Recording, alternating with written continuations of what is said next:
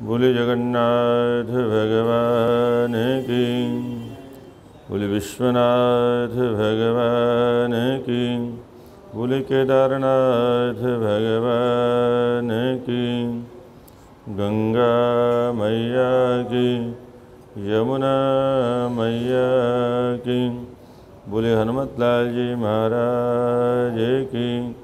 नमः पार्वती पदे हर हर महादेव। प्रभु कृपा से भगवान भोलेनाथ की इस मुक्तिदायिनी नगरी में पवित्र अति पवित्र परम पावन श्रावण मास के शुभ अवसर पर भगवान भोलेनाथ के साक्षात स्वरूप भूत शिव पुराण के माध्यम से हम आप भगवत चर्चा करके अपने जीवन को धन्य बनाने का प्रयास कर रहे हैं। भगवान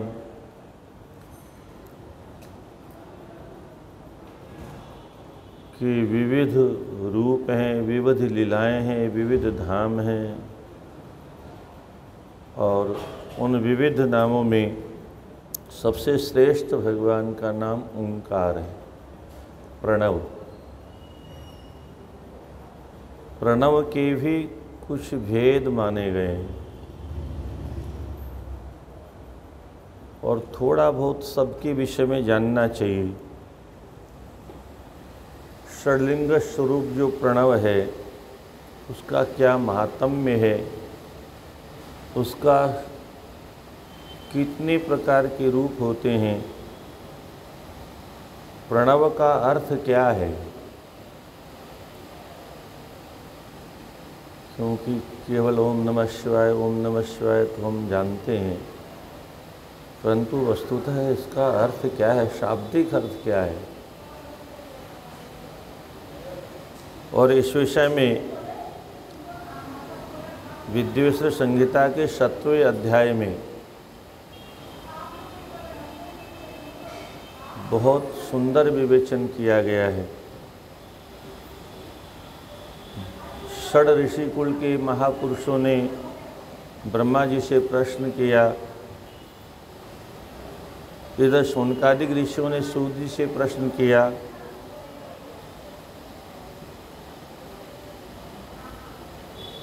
प्रणवस्य च माहात्म्यं षडलिंगस्य महामुने, शिवभक्तस्य पूजां च प्रकाशो ब्रूहि न प्रभो। षडलिंग स्वरूप प्रणव का स्वरूप क्या है, उसका महात्म्य क्या है, शिव भक्तों के द्वारा भगवान शिव की पूजन की पद्धति क्या है, कृपा करके बताइए। सूत जी महाराज कहते हैं, पुरोहि प्रकृति जातस्य संसारस्य महोदधे, नवम नवांतरमितिं प्रणवं वे विदुर्बुधाः। बुधाः विदुः, जो बुद्धिमान है वो ऐसा जानते हैं, मूर्ख तो कुछ भी नहीं जानते। और यहाँ पर क्योंकि बड़े बड़े विद्वान महापुरुष लोग उस जमाने के ऋषि बैठे हुए हैं, तो वहाँ पर सभी बुद्धिमान हैं। श्रोता वक्ता ज्ञान निधि, कथा राम के गूढ़, किम समझो में जीव जड़, कलिमल ग्रसित विमूढ़। ये कलयुग के मल के द्वारा मलिन मन वाला जीव ठीक से व्याख्या नहीं कर सकता, प्रयास करते हैं। प्र अर्थात प्रकृति, प्रणव 3 अक्षर हैं, 3.5 अक्षर भी कह सकते हैं। प्र मानी प्रकृति होता है और नव मानी संस्कृत में नौका कहते हैं। जो इस प्रकृति से, जिसकी शरण में पहुँचने पर प्रकृति से पार बैठा करके अपनी नौका में जो भवसागर से पार कर दे, उसे प्रणव कहते हैं। इसलिए नवम नवांतरमितिम प्रणवम वे विदुर्बुधाः, ये संसार रूपी सागर क्या यही प्रकृति है, और इस प्रकृति से पार पाने के लिए नव अर्थात भगवान की इस प्रणव की जप की नौका में बैठ कर के भव सागर से जीव पार हो जाए, इसलिए प्रणव की जप की महिमा बताई।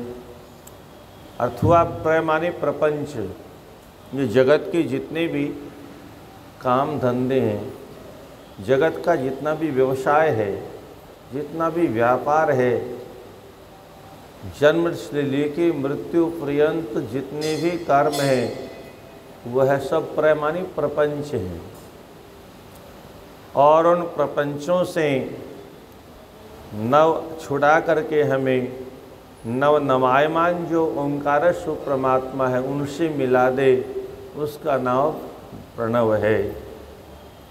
प्रकर्षेण नयेत अस्मान मोक्षम वह प्रणवम विदु। अथवा बहुत सुंदर विवेचन किया है। प्रमाणी प्रकर्ष मानी अच्छी प्रकार से, नयेत मानी ले जाए। कहाँ किसको ले जाए? बोले वह मानी हम सबको, न मानी वह मानी तुम सबको, मानी संसार की जितने भी जीव हैं उन सबको नव मानी मोक्ष तक ले जाए, उससे प्रणव कहते हैं। अथवा स्वमंत्र जापकानां च पूजकानां च योगिनां सर्वकर्मक्षयं कृत्वा दिव्य ज्ञानं च नूतनम। प्रमाणी जगत के प्रपंच, उस प्रपंचों से उठा करके अपनी पूजा करने वाले और जप करने वाले जीवों को सभी प्रकार के कर्मों का क्षय करके, कर्मों के फलों का क्षय करके, विनाश करके, जबकि शास्त्र कहता है ना भूंगते क्षेते कर्म जन्म कोटि सतेरपि, करोड़ों जन्म बीत जाएं परंतु किए हुए कर्म का फल मिटता नहीं, भोगना पड़ता। पर यहाँ शिव महापुराण में संकेत आया, मनुष्य की सभी प्रकार के कर्मों को क्षय कर दे, नष्ट कर दे, और नवम अर्थात दिव्यम ज्ञानम ददाति, दिव्य ज्ञान प्रदान कर दे, उसे प्रणव कहते हैं। अथवा तमेव माया रहितम नूतनम परिचक्षते। प्रमाणी प्रकृति, इस प्रकृति को पार करके जो माया रहित नव मानी नूतनम ब्रह्म है, नूतन जो ईश्वर है शिव स्वरूप, वहाँ तक जीव को पहुँचा दे, उसका नाम प्रणव है। ओंकार, प्रणव मानी ओंकार। अथवा नूतनम वे करोतीति प्रणवम तम विदुर्बुधाः। इस जीवात्मा को प्रमाणी प्रकर्ष रूप से नव मानी नव नवायमान मोक्ष स्वरूप तक पहुँचा दे, उसका नाम प्रणव है। और ये प्रणव कितने प्रकार का है? तो कहते हैं प्रणवम द्विविधम प्रोक्तम सूक्ष्म स्थूल विभेदतः। दो प्रकार का प्रणव है।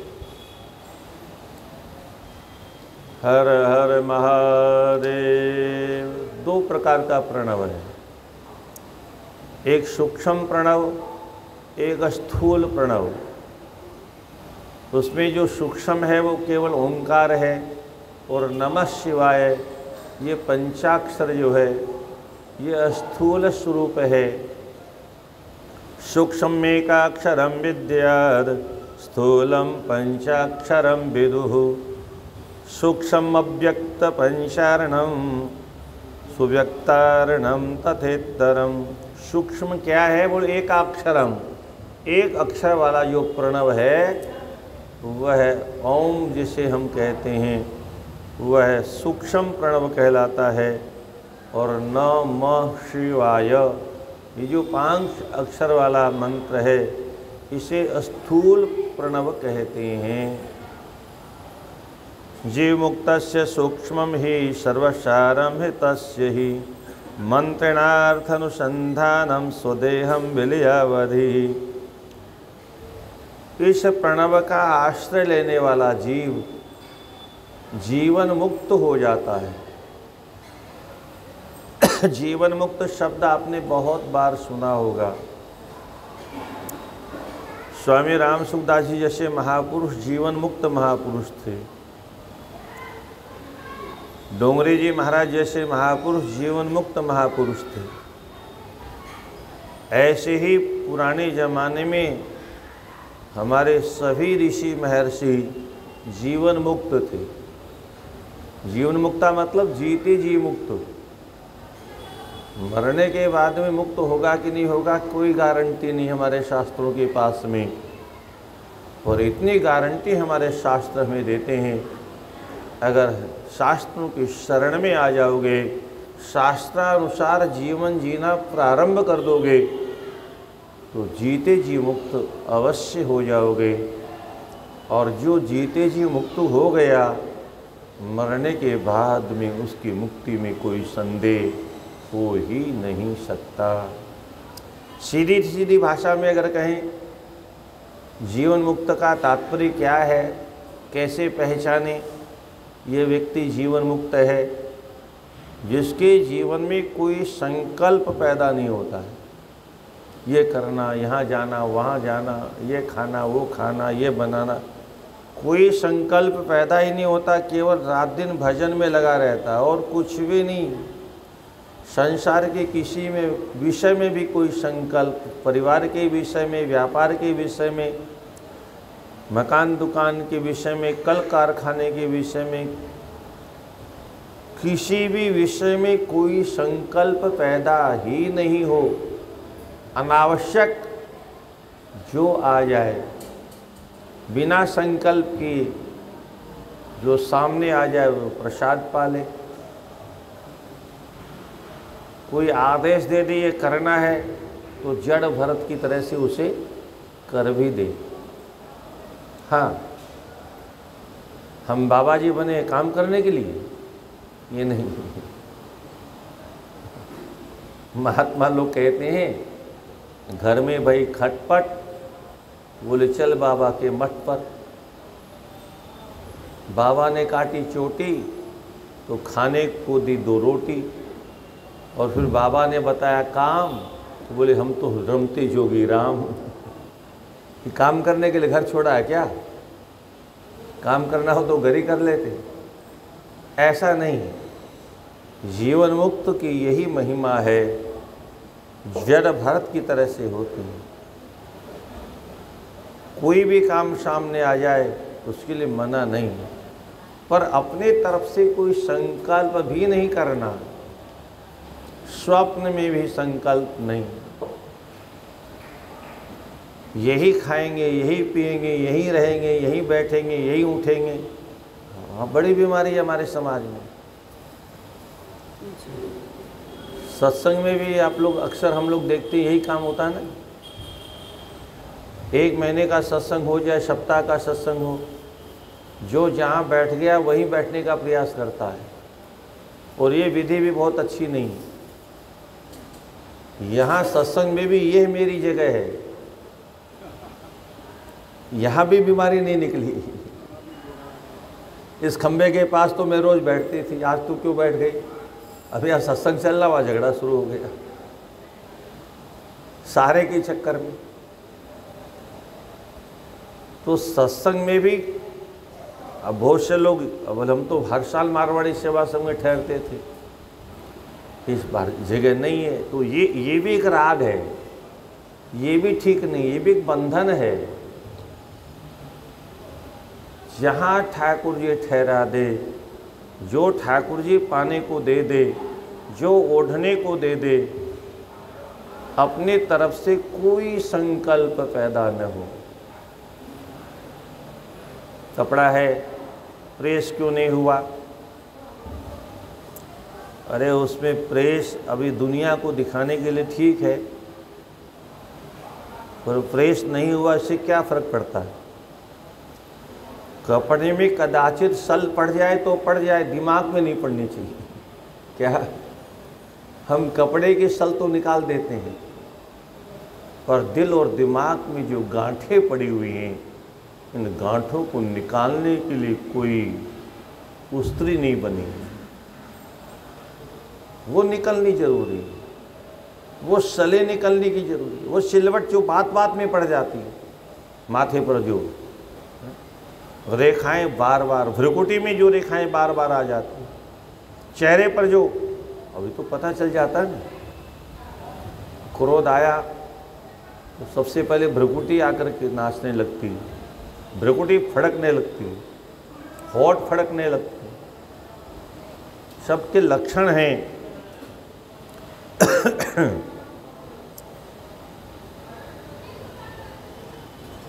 तो कहीं पर भी आसक्ति नहीं हो, किसी भी वस्तु में, किसी भी स्थान में, किसी भी व्यक्ति में, यहाँ तक कि अपने शरीर में भी किसी प्रकार की आसक्ति नहीं हो, क्योंकि आसक्ति ही बंधन का मूल कारण है।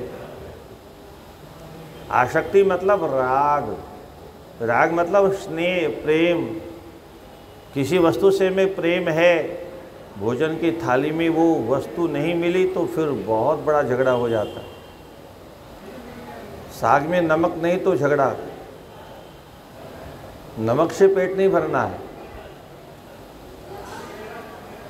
तो जीवन मुक्तस्य सूक्ष्म ही स्वसारम हितस्य ही, जो जीवन मुक्त संत हैं उनके लिए सूक्ष्म ओंकार का जप ही पर्याप्त है, केवल ओंकार का, इतने में ही कल्याण हो जाएगा। स्वदेहे गलिते पूर्णम शिवम प्राप्नोति निश्चयः। स्वदेह गलितम, जपे कब तक, तो ऊपर कहते हैं मंत्रणार्थ अनुसंधानम स्वदेह विलयावधि, जब तक ये देह का लय न हो जाए, अर्थात देह का भान हम भूल न जाएं। आज भोजन ही भूल गए, याद ही नहीं आया, किसी ने बताया आपने तो अरे कोई बात नहीं अब ले आओ, यानी भोजन भी भूल जाएं, स्नान भी भूल जाएं, देह के कर्मों को भूल जाएं। इतना जप करें, इतना जप करें, इतना जप करें कि जप के अलावा कुछ नहीं दिखाई देता। बहुत से लोग डबल ड्यूटी करते हैं, ओवर टाइम करते हैं ना, किस लिए? पैसे के लिए। देह की सुधि भूल जाती है उनको, समय से पहले मर जाएंगे पर डबल काम करेंगे, कोई पैसा चाहिए, कल जो होगा सो देखा जाएगा। अब डबल ड्यूटी करेगा तो शरीर पर तो असर पड़ेगा ना, और वो पैसे के लोभ के चक्कर में वो भी जीवन मुक्त हैं। इस विषय में देहाध्यास नहीं है उनको, देह से ऊपर उठ चुके हैं वो, देह की चिंता छोड़ दी, रात दिन लगे हुए हैं मशीन की तरह से। तो स्वदेहे गलिते पूर्णम शिवम प्राप्नोति निश्चितम, क्या अद्भुत शब्द है। अपने देह का भान गलित हो जाए, मैं स्त्री हूँ, मैं पुरुष हूँ, मैं माता हूँ, मैं पिता हूँ, मैं गुरु हूँ, तुम शिष्य हो, तुमने मुझे प्रणाम नहीं किया, तुम पुत्र हो, मुझे प्रणाम नहीं करते हो। ये क्या है? ये देह का अभ्यास है, भी में देह का ज्ञान है, और जब तक हम देह में हैं तब तक जीवन मुक्त नहीं हो सकते। देह से ऊपर उठकर के जीव जीवन मुक्त हो जाता है, और ये जीवन मिला है ठाकुर जी की कृपा से। दुर्लभो मानुषो देहो देहिनाम क्षण भंगुर, तत्रापि दुर्लभम मन्ये वैकुंठ प्रिय दर्शनम। ये दुर्लभ मानव तन है, बड़े भाग्य मानुष तनु पावा, सुर दुर्लभ सद ग्रंथन गावा। देवताओं को दुर्लभ है, देवता लोग इसकी याचना करते हैं, उनको नहीं मिलता, हमें मिला है, पर हम इसकी कीमत नहीं समझते। जिस नाशवान शरीर से अविनाशी परमात्मा को प्राप्त किया जा सकता है, शरीर नाशवान है, पर नाशवान शरीर से परमात्मा की प्राप्ति इसी देह में हो जाए, ये इसके लिए जीवन मुक्त होना जरूरी है। तो 36 करोड़ जप करे, 37 कोटि जापि तु निश्चयं योगमाप्नुयात्, सूक्ष्मं च द्वितीयं द्विविधं ज्ञेयं ह्रस्व दीर्घ विभेदतः। निश्चित ही 36 करोड़ जप करने के बाद में ऐसा योग उसे प्राप्त हो जाता है, वह देह की शुद्धि खो करके जीवन मुक्त बन जाता है। अब सूक्ष्म जो मंत्र है ओंकार स्वरूप, यही भी 2 प्रकार का है, इसको बहुत ध्यान से समझिए। राधे। सूक्ष्मं च द्विविधं ज्ञेयं, ओंकार भी 2 प्रकार का है। ओम नमः शिवाय में तो 2 विभाग किया, अब ओंकार में भी 2 भाग कर रहे हैं। सूक्ष्मं च द्विविधं ज्ञेयं ह्रस्व दीर्घ विभेदतः। ह्रस्व भेद से, दीर्घ भेद से। ह्रस्व किसे कहते हैं? अब ये व्याकरण का विषय है। एक मात्रिको भवेद ह्रस्व, द्विमात्रिको दीर्घमुच्यते। एक मात्रा वाले को ह्रस्व कहते हैं, यानी बोलने में एक मात्रा तक का समय लगे उसको ह्रस्व कहते हैं। 2 मात्रिक शब्द लगे, समय लगे तो दीर्घ है। त्रिमात्रिको प्लुतो गेय, अगर 3 गुना समय लगे तो वो प्लुत हो गया।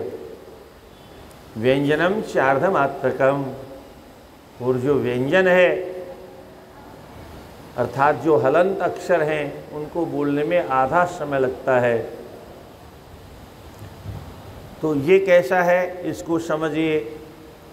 अकारस्य उकारस्य मकारस्य ततः परं बिंदुनादयुतं तद्धि शब्द काल कलान्वितः। ओंकार में जो आकार है, 1 नंबर में आकार, फिर उकार, फिर मकार, उसके बाद में बिंदु और नाद, जो ओम की ध्वनि है। ये जो 5 प्रकार की ध्वनियाँ आती हैं, इस ध्वनि से युक्त जो शब्द है, अक्षर है, मंत्र है, वह दीर्घ ओंकार माना गया है। ओम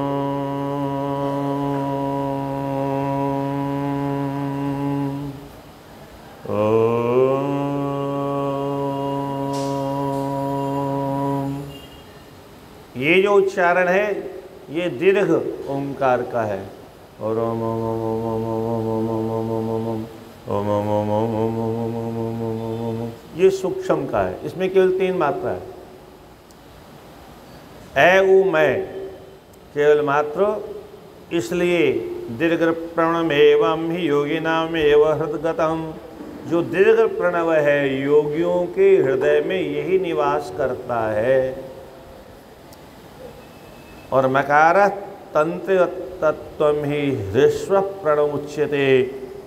शिव शक्ति तयोरेक्यम मकारम तु त्रिकात्मकं ह्रस्व में भी जाप्यम स्याद सर्वपापक्षयेष्णाम। शिव स्वरूप है।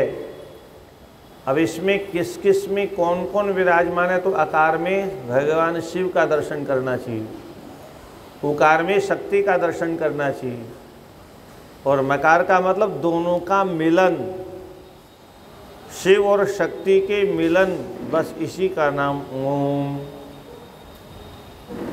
मिलते ही होठ बंद हो जाते हैं। ओम, पहले होठ खुलते हैं फिर बंद हो जाते हैं, अर्थात दोनों का मेल हो गया, मिलन हो गया।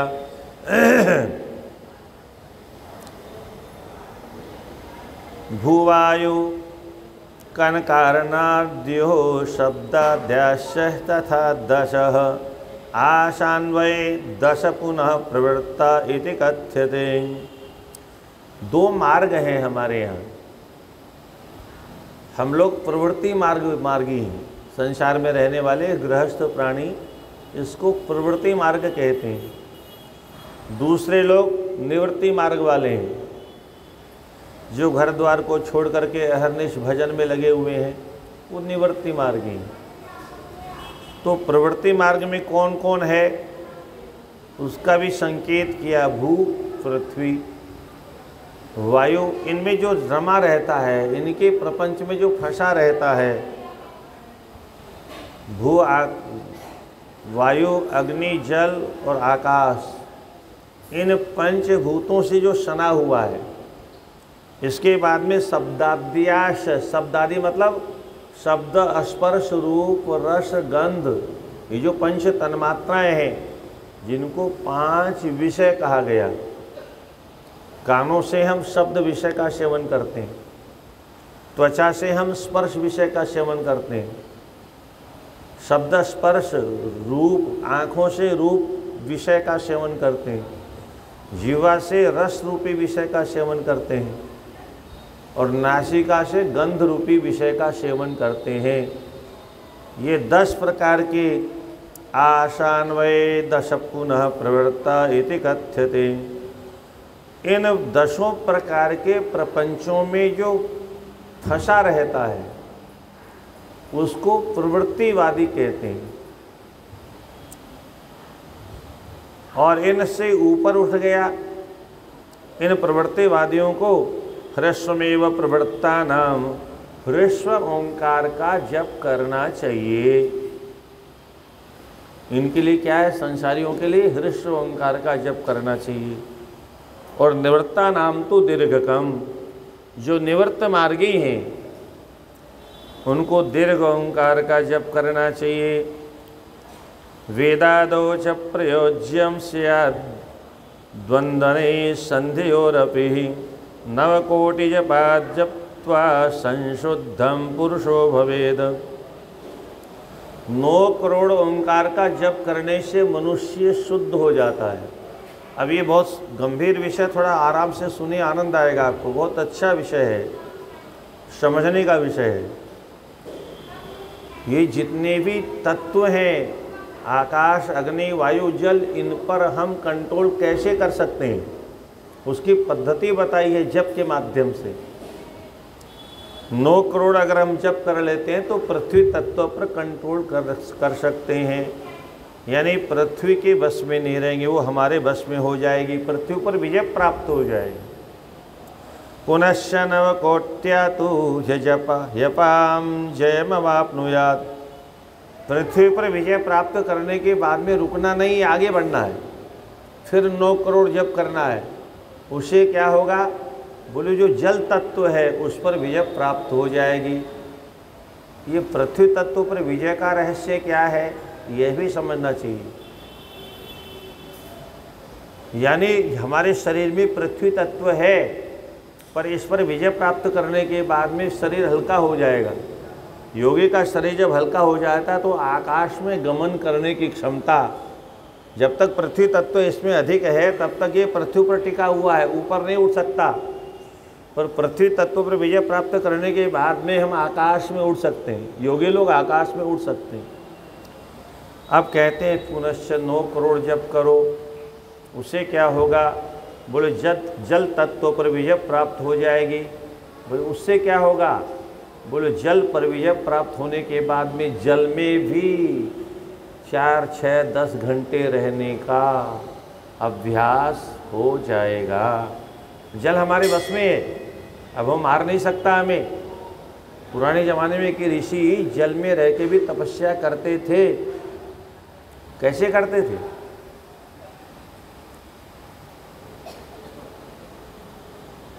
तो नवकोट्याम तो हिजपहपाम जयम भवाप, जल पर विजय प्राप्त कर लेता है।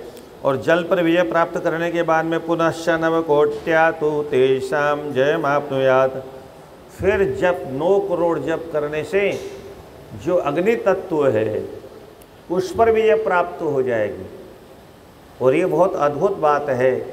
अग्नि तत्व पर विजय का लक्षण क्या है? अग्नि हमको जला नहीं पाएगी, अग्नि हमें जला नहीं सकती, अग्नि में प्रवेश करके भी हम बाहर निकल सकते हैं, अग्नि का हम सेवन भी कर सकते हैं। भगवान बालकृष्ण 2 बार अग्नि पी गए, ऐसे थोड़े पी गए, ऐसे ऋषि महर्षियों की अद्भुत लीला है, वो किसी में भी प्रवेश कर जाते हैं। हमारे यहाँ पतिव्रताएं माताएं, भगवती पराम्बा जगत जननी माँ सीता जी अग्नि में प्रवेश कर गई और अग्नि से सकुशल वापस भी आ गई। स्वयं अग्नि देवता अपनी गोद में लेकर के आए और जैसे जनक जी ने भगवान को अर्पण किया कभी, ऐसे भगवान को अर्पण कर दिया। तो ये जो अग्नि में से प्रवेश करके सीता जी निकल आई, ठीक है वो आदिशक्ति थी, भगवती थी, पर यहाँ तो लौकिक लीला हो रही है ना, लोक में कैसे संभव हुआ? यही पद्धति है, जिसने अग्नि तत्व पर विजय प्राप्त कर ली, वो अग्नि में, अग्नि को अपने वश में कर लेता है, अग्नि के वश में नहीं रहता। पुनश्च नवकोट्याम तो वायोर्जयम वाप्नुयात्। फिर 9 करोड़ जप करने के बाद में ऊपर जो वायु तत्व है, इसके बाद में उस वायु रूपी भूत पर भी, ये भूत हैं सब, और भूतों पर कब्जा करना कोई खेल नहीं है। पंचभूत है ना, अब बहुत से भूत जो है बड़े बड़े तांत्रिकों के द्वारा भी बस में नहीं होते, तो ये पंचभूत हैं। लोग तो एक भूतों से डरते हैं और हमारे सर पर तो 5 भूत 24 घंटे छाए रहते हैं। बिना पंचभूतों के सृष्टि का निर्माण ही संभव नहीं। तो पुनश्च 9 करोड़ जप करने के बाद में वायु तत्व पर विजय प्राप्त हो जाती है। इसका फल क्या होता है? बोलो सांस ले तो ठीक है, न ले तो ठीक है, कोई फर्क नहीं पड़ता। फिर वो हम तो वायु के बस में हैं। अगर कोरोना भगवान न करे आए और फिर गैस नहीं मिले और हमारी गैस निकल जाए, बिना गैस के श्वास न ले सकें, परंतु योगी को इसकी आवश्यकता नहीं है, वह वायु पर विजय प्राप्त कर लेता है बिना श्वास के भी। जल में जो रहता है वो बिना श्वास के तो रहता है। आकाशजमाप्नोति नवकोटि जपेनवे। इसके बाद में वह पुनश्च जब योगी 9 करोड़ जप करेगा तो आकाश तत्व पर उसे विजय प्राप्त हो जाएगी। फिर आकाश में सर्वत्र व यत्र तत्र सर्वत्र कहीं भी भ्रमण कर सकता है। और इसी प्रकार से गंधादिनाम क्रमेणे व नवकोटि जपे नवे। इसी प्रकार से 9 करोड़ जप करेगा तो गंध तत्व पर अधिकार प्राप्त हो जाएगा। इसी प्रकार से फिर 9 करोड़ जप करेगा तो रस तत्व पर विजय प्राप्त हो जाएगी। इसी क्रम से पुनश्च 9 करोड़ का जप करेगा तो रूप तत्व पर विजय प्राप्त हो जाएगी। वो फिर रूप का गुलाम नहीं रहेगा, उसको सर्वत्र परमात्मा ही परमात्मा दिखाई देंगे। और इसके बाद में पुनश्च 9 करोड़ जप करने के बाद में उसे स्पर्श तन्मात्रा पर विजय प्राप्त करने का। अब अग्नि भी छुएगी तो जलेगा नहीं, पत्थर के नीचे दबा दिया जाए तो भी दबेगा नहीं। जैसे प्रहलाद जी को पर्वत के नीचे भी दबाया गया पर उससे कुछ नहीं, बर्फ़ के नीचे भी दबाया गया है, कोई फर्क नहीं पड़ा। यही है योग की पद्धति। भगवत जप करने के बाद सभी तत्वों पर अधिकार हो जाता है और उसके बाद में फिर 9 करोड़ जप करने के बाद में जो शब्द है उस शब्द रूपी तन्मात्रा पर विजय प्राप्त हो जाती है। फिर सर्वत्र भगवान के नाम की ध्वनि सुनती है और कोई शब्द हमारे कान में नहीं पड़ता। हमने संकल्प किया है दुनिया का एक भी शब्द हमारे पास नहीं पहुंचना चाहिए, नहीं पहुंचेगा, क्योंकि शब्द पर हमारा अधिकार हो गया। इसी क्रम से पुनश्च 9 करोड़ जप करने के बाद में अहंकार पर विजय प्राप्त हो जाती है। इसी क्रम से पुनश्च 9 करोड़ जप करने के बाद में महतत्व पर, इसी क्रम से पुनश्च 9 करोड़ जप करने के बाद में प्रकृति पर विजय प्राप्त हो जाती है। फिर ऐसा दिव्य संत महात्मा साक्षात शिव स्वरूप बन जाता है। इस प्रकार से ये जप की महिमा बताई। एवं अष्टोत्तर शतकोटि जपते न वै पुनः प्रणवेन प्रबुद्धस्तु शुद्ध योगम अवाप्नुयात्। इस प्रकार से 108 करोड़ जप करने वाला योगी वह शुद्ध योगी हो जाता है, अर्थात ईश्वर से उसका डायरेक्ट संबंध हो जाता है, और इसी को जीवन मुक्त कहते हैं। शुद्ध योगेन संयुक्तो जीवन मुक्तो न संशयः सदा जपन सदा ध्यायन शिवम प्रणव रूपिणम। यह शुद्ध योगी जीवन मुक्त हो जाता है, इसमें कोई संशय नहीं है। और ऐसा व्यक्ति क्या करता है?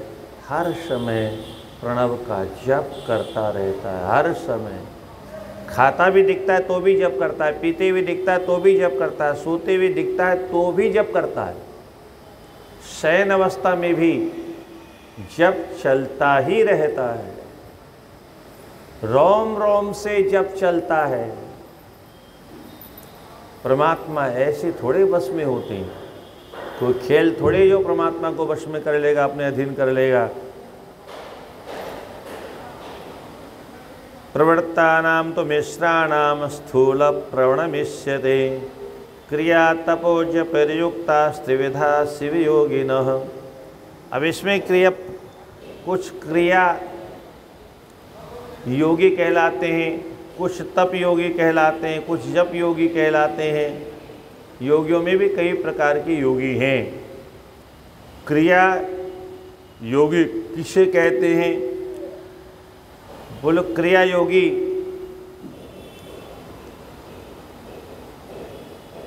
क्रिया करने से विरत हो जाए। जागृत स्वप्न सुषुप्ति में होने वाली जितनी भी क्रियाएं हैं, उन क्रियाओं से ऊपर उठ जाए, वह क्रिया योगी कहलाता। हर समय हर अवस्था में जो तप करता है उसको तपोयोगी कहते हैं, और हर समय जो जप करता है उसको जप योगी कहते हैं। धनादि विभवेशेव कराद्य नमादिभिः क्रिया पूजया युक्त क्रिया योगीति उच्यते। धन वैभव दौलत इत्यादि किसी भी वस्तु से कोई कामना नहीं रह गई, केवल अहरनिश कुछ है तो उससे केवल ठाकुर की पूजा का विनियोग करता है, उसको क्रिया योगी कहते हैं। पूजा युक्त मितभुक बाह्येन्द्रिय जयान्वितः। तपोयोगी किसे कहते हैं? बोलो, रात दिन पूजा करता रहता है। एक बार पूजा कर ली षोडशोपचार से, फिर पूजा शुरू कर दी, फिर पूजा शुरू कर दी, फिर पूजा शुरू कर दी। मित भूख, बहुत थोड़ा भोजन जीवन जीने के लिए। शरीर माध्यम खलु धर्म साधनम। शरीर है तो हम जप करेंगे, तप करेंगे, पूजा करेंगे, पाठ करेंगे। शरीर इसलिए नहीं चाहिए हमें कि इसे संसार के भोग भोगेंगे। और हमारे प्राचीन काल के जितने भी ऋषि महर्षि थे वो इसी प्रकार के योगी थे। देखने में सदगृहस्थ लगते थे, परंतु गृहस्थ होते हुए वो घर गृहस्थी से बहुत ऊपर उठे होते थे। ये जो काम का विकार चला है, ये तो अभी आधुनिक युग में हम लोगों के देखते देखते जन्म हुआ है इसका। तो सिनेमा की परंपरा जो बढ़ी, टीवी के माध्यम से जो सिनेमा आया और मोबाइल के माध्यम से जो सिनेमा आया, इसकी वजह से काम भोगने की वासना से जीव इतना आक्रांत हो गया है, उसको केवल भोग के अलावा कुछ भी नहीं दिखाई देता। हम लोगों के सामने पिता सामने बैठा है, माँ सामने बैठी है, तो पुत्र अपनी पत्नी के सामने नहीं जा सकता था। ये हम लोगों ने देखा है, बात नहीं कर सकता था, शर्म आती थी, संकोच होता था। इस सिनेमा की आंधी ने सब शील संकोच को उड़ा के बंगाल की खाड़ी में डुबो के हत्या कर दी।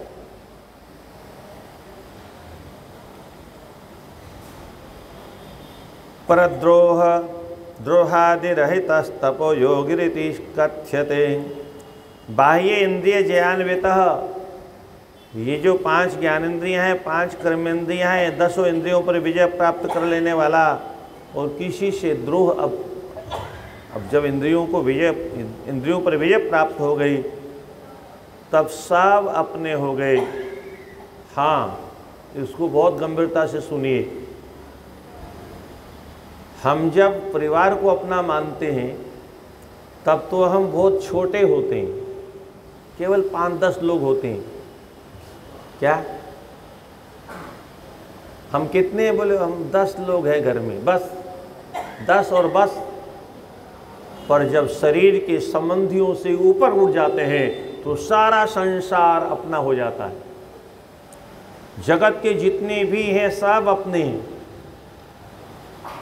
तो हम विराट हो गए, छोटे से बहुत बड़े हो गए, छोटे परिवार से बहुत बड़ा परिवार वाले हो गए, सब में अपनत्व हो गया। देह में जब तक हम रहते हैं तब तक परिवार तक सीमित रहते हैं, और देह धर्म से उठने के बाद में सारा जगत सिय राम में सब जग जानी, करहु प्रणाम जोर जुग पानी। सब में अपनत्व आ जाता। अयम निजम परो वेत्ति गणनाम लघु चेतसाम उदार चरित्राणाम तो वसुधैव कुटुंबकम। ये मेरा है, ये पराया है। बोले छोटी बुद्धि वालों की ये खोपड़ी है, बहुत छोटी बुद्धि। मेरा तेरा, मेरा तेरा, मेरा तेरा, रात दिन लड़ते रहते, बहुत छोटी बुद्धि के लोग हैं। परंतु जो विशाल हृदय वाले हैं, वो तो कहते हैं हम सब धरती के पुत्र हैं, अमृतस्य भी पुत्राः, हम अमृत स्वरूप परमात्मा की संतान हैं। तो सभी तो उसी की संतान हुई ना, ईश्वर के सभी हैं। तो पूरा संसार जो ईश्वर का बनाया हुआ है वो अपना हो गया, पूरी पृथ्वी अपनी हो गई, पूरी पृथ्वी पर रहने वाले सब अपने हो गए। हम छोटे से विराट बन गए। कितना अद्भुत है ये शास्त्र सज्जनों। तो ऐसा तपोयोगी है। जप योगी किसे कहते हैं? बोले तेरे युक्त सदा शुद्ध सर्व कामादिवर्जितः सदा जप पर शांतो जप योगी तम विदुः। एतेर ऊपर जो संकेत किया है उनसे तो, उन गुणों से तो युक्त हो ही जाता है, और इन गुणों से युक्त होने के बाद में सदा उसकी आत्मा शुद्ध हो जाती है, सभी प्रकार की कामनाओं से रहित हो जाता है। कोई कामना उसके अंतःकरण में कभी पैदा नहीं होती। केवल निरंतर जप करता रहता है, सदा जप परः शांत। अब चूंकि जप करेगा और शांत नहीं रहेगा तो जप होगा? अशांति में जप होगा ही नहीं। इसलिए सदा शांत रहता है, ऐसा योगी जप योगी कहलाता है। गुरु के उपदेश के द्वारा प्राप्त जो मंत्र है उसका जप करना चाहिए। यह संकेत भी कई जगह आया है। अपने व्यक्तिगत पुस्तक में देख लिया अथवा कान से कहीं सुन लिया, वह मंत्र नहीं होता, वह अक्षर होता है। मंत्र तो क्रम से गुरुजनों के द्वारा प्राप्त है, उसी को मंत्र कहते हैं। ऐसे लोग सायुज्य मुक्ति को प्राप्त कर लेते हैं। माँ लक्ष्मी कर्म भोगो वे याति मायेति कथ्यते। माँ लक्ष्मी ज्ञान भोगो वे याति मायेति कथ्यते। माया, ऐसे लोग माया से रहित हो जाते हैं। माँ मानी लक्ष्मी। सामान्य अर्थ माँ मानी निषेधात्मक रूप में अक्षर आया है ये माँ अक्षर। या मानी जो, पर माँ माता लोक माता च, ये अमर कोश में माँ शब्द का जो विविध अर्थ किया गया है उसमें एक शब्द माँ लक्ष्मी भी किया गया है। इसलिए माँ अर्थात लक्ष्मी स्वरूप जो या भगवती पराम्बा है उसको प्राप्त कर लेता है और इस प्रकार से सदा सर्वदा भगवान की कृपा का पात्र बन जाता है। इसके बाद में ऋषि महर्षियों ने बंधन और मोक्ष के विषय में प्रश्न किया। कौन बंधा हुआ है, कौन मुक्त है, अर्थात ये पूर्व में जो चर्चा हुई यह भी इसी से संबंधित थी। फिर भी महापुरुषों के अंतःकरण में नाना प्रकार के प्रश्न, अपने लिए नहीं हमारे लिए। जिन जिन महापुरुषों ने ग्रंथों में प्रश्न किए उनके अंतःकरण में कोई शंका नहीं थी, कोई संदेह नहीं था, कोई भ्रम नहीं था। उन महापुरुषों ने केवल कलयुग के जीवों का कल्याण करने के लिए, क्योंकि उनको मालूम था कलयुग में ग्रंथ पढ़ेंगे नहीं कोई, कैसे जीवों का कल्याण होगा, और इन प्रश्नों को कोई करेगा तो उत्तर कौन देगा। कोई ऐसा प्रश्न करेगा कलयुग में, कौन उत्तर देगा, क्योंकि कलयुग के तो सब बंधे हुए हैं और जो स्वयं बंधा हुआ है वो तो किसी को खोल नहीं सकता, वो तो किसी को बंधन मुक्त कर नहीं सकता। तो बंधा हुआ प्राणी कौन बंधा हुआ है, मैं मेरेपन में, तू तेरेपन में, यही तो बंधन है। मम माता मम पिता मम भ्राता मम सुतादयः, यही तो ममता है। इसी डोरी में हम सब बंधे हुए हैं। तो महापुरुषों ने उस जमाने में प्रश्न किए जब सब जीवन मुक्त होते थे, और आने वाले युग के जीवों का कल्याण करने के लिए सारे प्रश्न के महापुरुषों ने उत्तर दिए। पर हमारा दुर्भाग्य यह है कि आज जो लोग प्रश्न करते हैं उनका उत्तर देने वाले मन मर्जी से उत्तर देते हैं। कोई शास्त्र की बात, कोई प्रमाण नहीं, कोई गीता का श्लोक उठा के नहीं रखते, कोई भागवत का श्लोक उठा के नहीं रखते, कोई किसी पुराण का श्लोक उठा के नहीं रखते, प्रश्न का उत्तर दे देते हैं। और आज के लोग उसमें संतुष्ट भी हो जाते हैं, क्योंकि इसे जरा जानते नहीं। बंध मोक्ष स्वरूपम ही ब्रूहि स्वार्थ वित्तमः। आप सभी प्रकार के सर्वार्थ वित्तमः प्रयोजनों को जानने वाले हैं, इसलिए हे महर्षि हम आपसे बंध और मोक्ष का स्वरूप क्या होता है ये जानना चाहते हैं। तो सूत जी महाराज कहते हैं आदर पूर्वक सुनो। किसे कह रहे हैं, जो वस्तुतः आदर करते हैं, अनादर करते ही नहीं किसी का। 18वां अध्याय। प्रकृष्टाद्यष्ट बंधेन बद्धो जीवस उच्यते। प्रकृत्या दे अष्टबंधेन, प्रकृति आदि 8 प्रकार के बंधन हैं। इस 8 प्रकार के बंधनों से जो बंधा हुआ है उसका नाम है जीवात्मा। जीव किसे कहते हैं, जो इनसे बंधा हुआ है। प्रकृति आदि 8 क्या है, बोलो प्रकृति, प्रकृति के बाद में महत्तत्व, महत्तत्व माने बुद्धि, और उसके बाद में अहंकार, और उसके बाद में शब्द स्पर्श रूप रस गंध, ये 5 विषय कुल मिला के 8 हो गए। इसी को प्रकृत्याद्य अष्ट बंधन कहते हैं। हमारे जीवन में ये 8 प्रकार के बंधन हैं। इन बंधनों से जो मुक्त हो गया वह जीवन मुक्त कहलाता है। स मोक्ष इत्युच्यते स्वतः। प्रकृति इत्यादि को जो वश में कर लेता है वह मोक्ष का अधिकारी हो जाता है। तो जीव बद्ध जीवस्तु निर्मुक्तो जीव मुक्त जीव स कथ्यते। जो बंधा हुआ है उसको बद्ध जीव कहते हैं, जो बंधन से मुक्त हो गया उसको जीवन मुक्त कहते हैं। हम लोग अपने घर में बंधे हुए हैं इसलिए अपने अपने घरों में जाते हैं, अपने अपने परिवार से बंधे हुए हैं इसलिए अपने परिवार से बाहर कहीं नहीं जाते।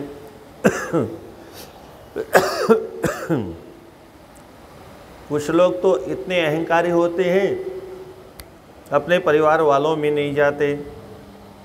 तो इस प्रकार से शरीर कितने प्रकार का होता है, जीवात्मा का शरीर, तो कहते हैं यह भी 3 प्रकार का होता है।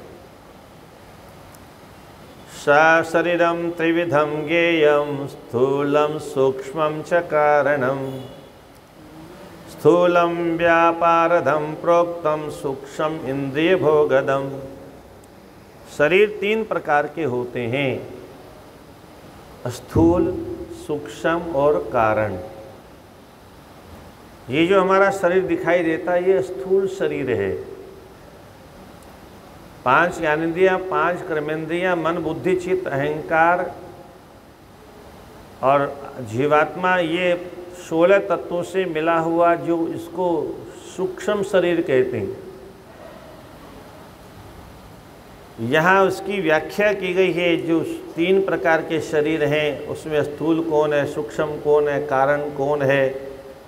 बोले जागृत अवस्था में जो व्यापार हम करते रहते हैं ऐसे व्यापार करने वाले लोग सूक्ष्म शरीर में ही, स्थूल शरीर में ही रहते हैं। और जागृत और स्वप्न अवस्था में जो इंद्रियों को भोग प्रदान करने वाला शरीर है उसको कारण शरीर कहते हैं। जागृत में तो हमको भोग सामग्रियाँ उपलब्ध होती हैं, स्वप्न में भी होती हैं। राधे राधे। स्वप्न में कैसे होती हैं?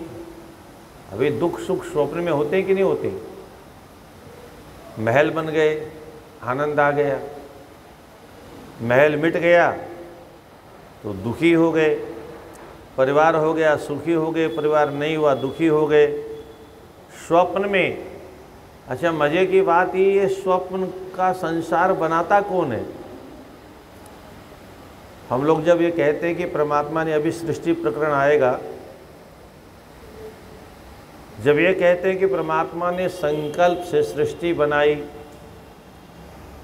तो लोगों को विश्वास नहीं होता। बोलिए ऐसा कैसे हो सकता है?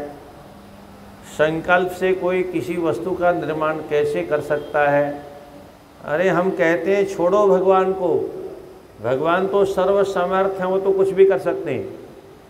हम लोग रोज संकल्प से सृष्टि करते हैं। हम लोग कहाँ करते हैं, कब करते हैं? बोले जब सो जाते हैं तब करते हैं। ये जो सपने की सृष्टि है ये हमारी संकल्प की सृष्टि है। कुछ नहीं करते हम उस समय, पर फिर भी सृष्टि करते हैं, फिर भी सारे प्रपंचों में रहते हैं, सब कुछ देखते हैं, सुनते हैं, खाते पीते हैं, हंसते हैं, रोते हैं। स्वप्न में महल किसने बनाया? हम तो सो रहे थे। स्वप्न में परिवार किसने बनाया? स्वप्न वाला जो शेर है जो हमको खाने आ रहा है उसका निर्माण किसने किया? सपने की जो सृष्टि है, आज भी संसार का प्रत्येक प्राणी संकल्प से स्वप्न में नित्य प्रति सृष्टि करता है और नित्य नवीन सृष्टि। मजे की बात ये, पुराना स्वप्न दोबारा नहीं आता है। तो जब मनुष्य ही स्वप्न में सृष्टि करता है तो परमात्मा तो परम शक्ति संपन्न है। वो अगर सृष्टि करे तो क्या आश्चर्य की बात है। इसलिए ईश्वर की सांकल्पिक सृष्टि में कभी आश्चर्य नहीं करना चाहिए। हमने जो नहीं देखा आश्चर्य वो है, जो देख लिया वो आश्चर्य नहीं, वो तो हमने देख लिया। पर अभी भी दुनिया में बहुत कुछ ऐसा है जो हमने देखा नहीं, वो हमारे लिए आश्चर्य हो सकता है। और ऐसा ही हमको कभी कभी आभास होता है, अचानक कुछ ऐसा देखते तो हमको आश्चर्य होता है, ये क्या हो गया, ये कैसे हुआ, ये किसने किया।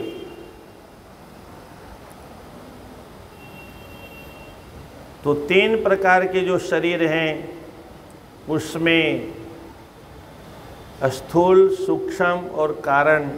कारण शरीर क्या है?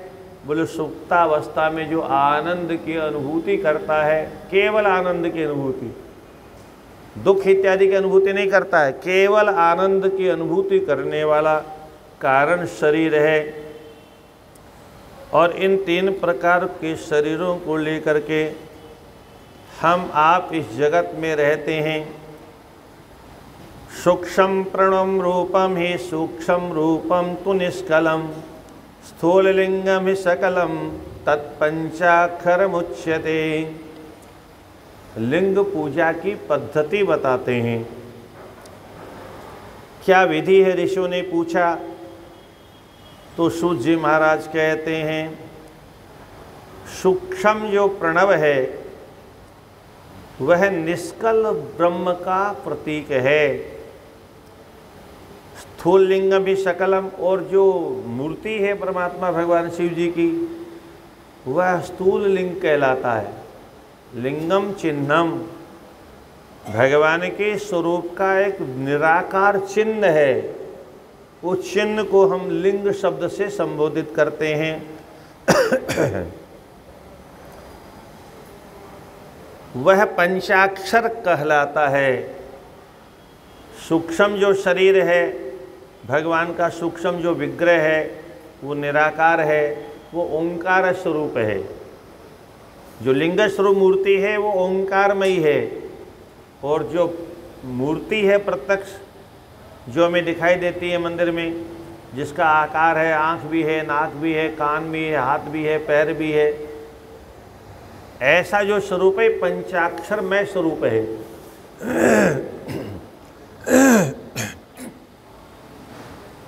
तयोः पूजा तपः प्रोक्तम साक्षान् मोक्ष प्रदे उभे। इन दोनों प्रकार के स्वरूपों की पूजा करने से मनुष्य को मोक्ष की प्राप्ति होती है।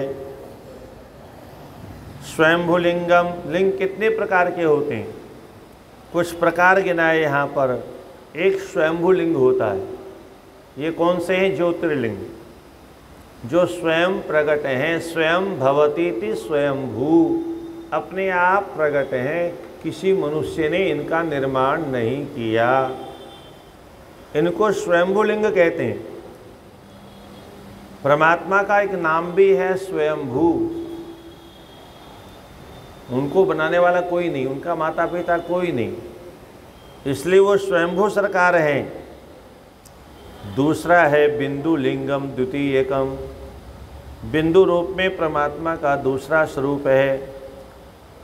और प्रतिष्ठितम, जिसकी प्रतिष्ठा की जाती है, वह क्षर लिंग के रूप में प्रसिद्ध है। और एक गुरुलिंगम तो पंचमम, ये गुरुलिंग की चर्चा अभी सामने आएगी। गुरु के शरीर को ही गुरुलिंग कहा गया है, अर्थात गुरु जी का जो विग्रह है, गुरु जी का स्वरूप है, गुरु जी का जो चिन्ह है, उसकी भी महिमा है। परंतु सच्चा गुरु है तब, हमारे जैसा कोई नकली हो तो सावधान रहना चाहिए। देवर्षि तपसा तुष्ट सानिध्यार्थम तो तत्र वै पृथिव्यंतर्गत सर्वो बीजम वे नाद रूपतः।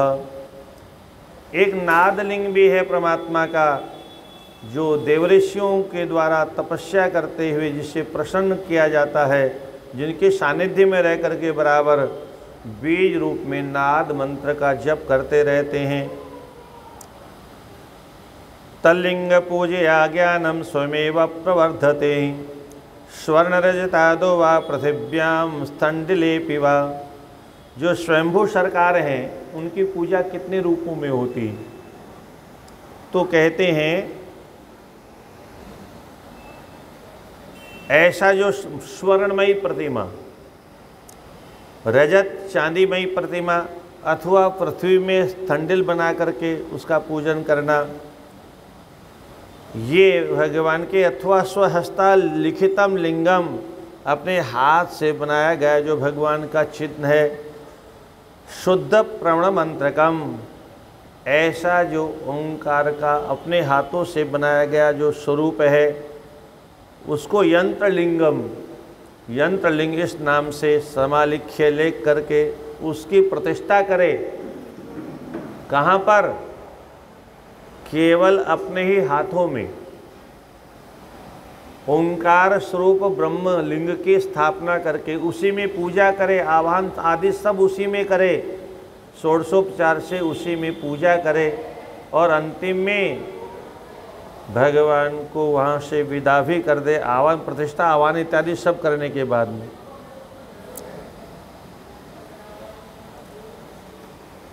इसके बाद में जो पर्वत पुरुष आदि आदि कई है, भूतल प्राकृत लिंग कई प्रकार के वृक्षादि रूप में वह पुरुष रूप में कहा जाता है, पर्वत रूप में वह परम पुरुष के नाम से विख्यात है, उसमें भी उसकी पूजा होती है।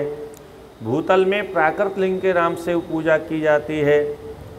एक साष्ठी नामक धान होता है, साठी कहते हैं उसको, वह प्राकृत लिंग के रूप में माना गया है। शाली गोधूम पौरुषम, शाली कहते हैं अग्नि धान को, उसमें भी वह पौरुष रूप में परमात्मा की पूजा की जाती है।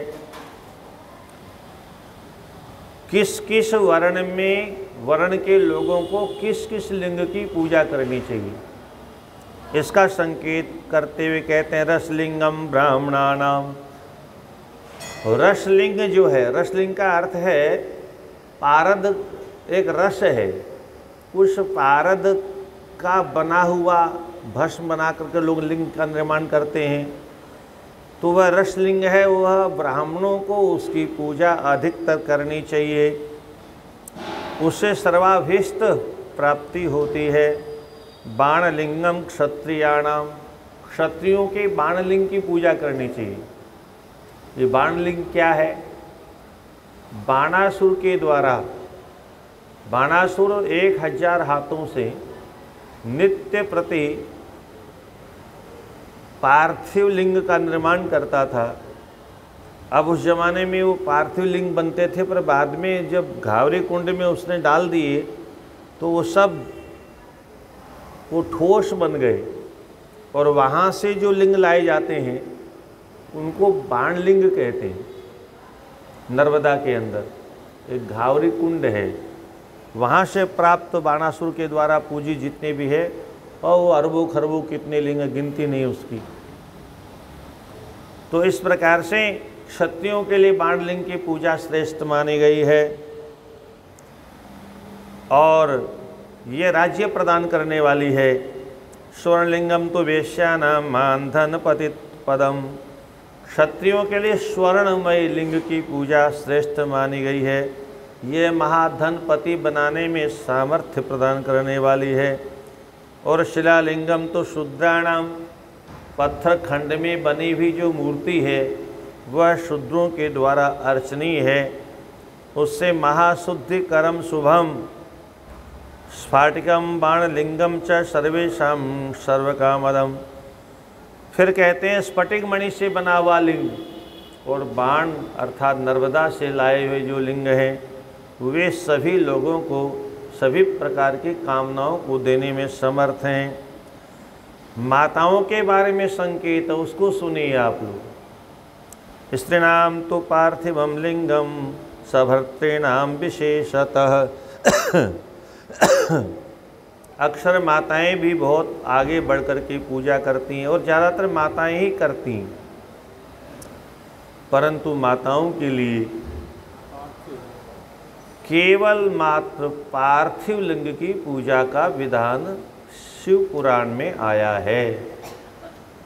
मूर्ति का स्पर्श करना निषेध कहा गया है। तो श्रीनाम तो तू माने केवल पार्थिवम लिंगम, वह भी अपने पति के साथ पूजा करे तो उत्तम है। विधवानाम प्रवृत्तानाम स्फाटिकम परिकीर्तितम, जो विधवा माता है उसके लिए स्फटिक लिंग की भी पूजा का विधान बताया गया है। और विधवा स्त्री के लिए और निवृत्त जगत में रहने वाला जो संत महात्मा, उसके लिए रसलिंग पारद से बने हुए मूर्ति की पूजा की भी विधान बताया गया है। पात्रेणेव प्रवृत्तस्तु सर्व पूजा समाचरेत, नैवेद्यम चाभिषेकांते शाल्येन समाचरेत। जो प्रवृत्ति मार्ग माने संसार में घर गृहस्थी में रहने वाले हैं, उनको सुंदर पात्र के अंदर पूजा करनी चाहिए, नैवेद्य इत्यादि निवेदन करना चाहिए। पूजा के पूर्व में स्थापना करे और उसके बाद में सरोपचार से पूजा करने के बाद विसर्जन भी करें। इससे सभी प्रकार की विभूतियों की प्राप्ति होती है। लोकाग्नि, कितने प्रकार की अग्नियां हैं, भस्म की महिमा बताते हैं। किस किस अग्नि में किस किस को जला करके किस किस प्रकार की भस्म की प्राप्ति होती है। तिलादीनाम द्रव्याणाम वस्त्रादीनाम तथैव च तथया पुरुषितानाम च भस्मनाम शुद्धिरिष्यते। किस वस्तु की शुद्धि कैसे होती है? अब आजकल तो सब बराबर है, सबको सर्फ में ही धोना है, क्योंकि मिट्टी से अगर धोएंगे तो फिर सब नाली चौक हो जाएगी। बहुत वर्षों पहले काशी में मिट्टी भी बिका करती थी, गंगा जी की मिट्टी बिकती थी घरों में, बर्तन इत्यादि, हाथ इत्यादि। कुछ वर्षों पहले यहाँ भी मिट्टी रखी रहती थी। अब मिट्टी का ज़माना चला गया, क्योंकि सब नालियाँ चौक हो जाएगी, फिर हम रहेंगे कहाँ? रहना ही मुश्किल हो जाएगा, नालियों में गंदगी बहने लगेगी। परंतु वास्तविकता ये है, बिना मृतिका के हाथों की शुद्धि नहीं होती, बिना भस्म के किसी भी पात्र की शुद्धि नहीं होती। अब समय के साथ चलना पड़ता है, कहीं कहीं पर समझौता करना पड़ता है। बड़े बड़े संत महात्माओं ने भी अब समझौता कर लिया, कोई उपाय नहीं। पर कुछ लोग ऐसी जगह भी रखते हैं अपने आश्रम में जहाँ पर बगीचा इत्यादि रहता है, मिट्टी इत्यादि रहती है, वहाँ पर हाथ का शोधन करते हैं। पर ऐसे गिने चुने महापुरुष लोग तो लोकाग्नि नाम मत भस्म, लोक रूपी अग्नि, सामान्य अग्नि जो चूल्हे इत्यादि में जलती है, भट्टी इत्यादि में जलती है, उसको लोकाग्नि कहते हैं। इस अग्नि के से जो भस्म पैदा होती है, इस भस्म से नाना प्रकार के पात्रों का शुद्धिकरण किया जाना चाहिए।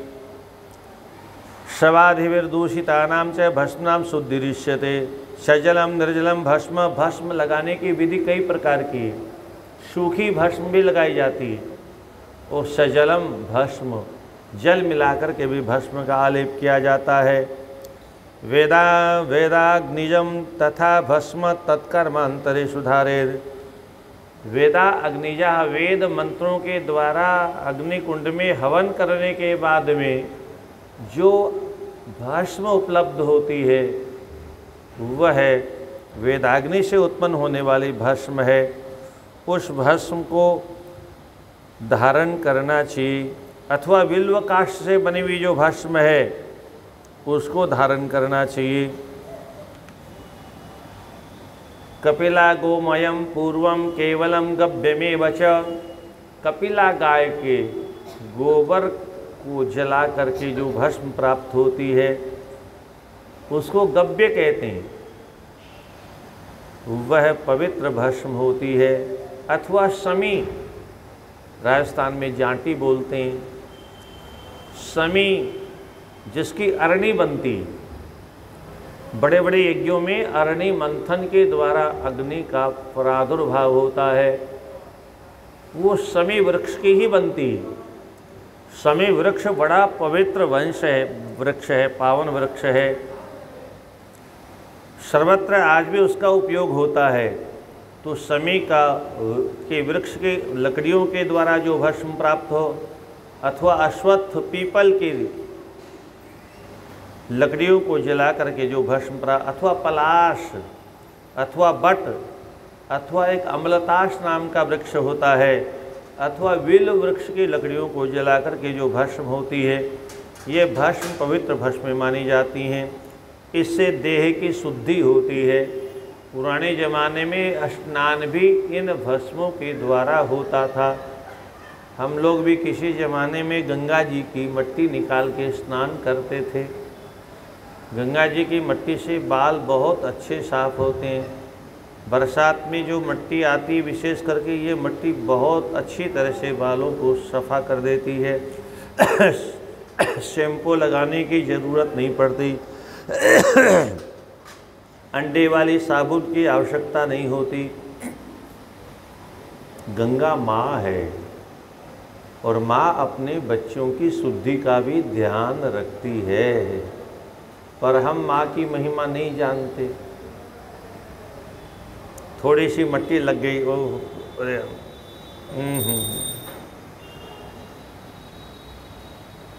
किस में लग गई? मट्टी में। ये शरीर में तो मट्टी का ही है। मट्टी में मट्टी लग गई। क्यों डरते हैं इतना हम मट्टी से? क्योंकि मट्टी को देखते ही हमको याद आता है एक दिन हमको भी मट्टी में मिलना है।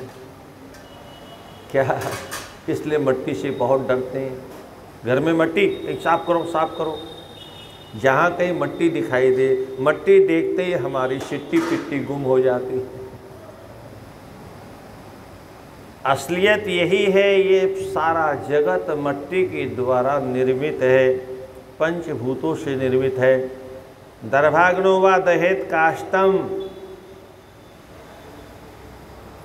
कुशा में अग्नि पैदा करके उससे जो काष्ठ जलाया जाए और साथ में शिव मंत्र का, पंचाक्षर मंत्र का प्रयोग करते हुए उस भस्म को नए भांड में रखना चाहिए, मट्टी के पात्र में। सबसे शुद्ध अगर कोई पात्र होता है तो मट्टी का होता है, परंतु उसकी विशेषता ये है कि एक बार जूठा हो जाए तो फिर वह शुद्ध नहीं होता। साधु सन्यासी महात्मा हैं, वो उसमें पाते हैं, उनको शोभा देता है। वो क्यों पाते हैं? क्योंकि वो जिंदे नहीं मुर्दे हैं। राधे राधे। उन्होंने अपना सब कुछ कर्म कर दिया, अपने हाथों से जीवित श्राद्ध कर दिया। तो मुर्दा मट्टी में पाए, जूठे में पाए, चाहे सुच्चे में पाए, क्या फ़र्क पड़ता है? वो तो शरीर देह का धर्म है, इसलिए पाना है। तो इसी भस्म को लगातार प्रयोग करना चाहिए। त्रिपुंड क्या है? त्रिपुंड को किस रूप में दर्शन करना चाहिए? यहाँ संकेत किया है, ब्रह्म विष्णोश्च रुद्राणाम सारम सेवम त्रिपुंड्रकम। 3 जो रेखाएं हमारी 73वां श्लोक है।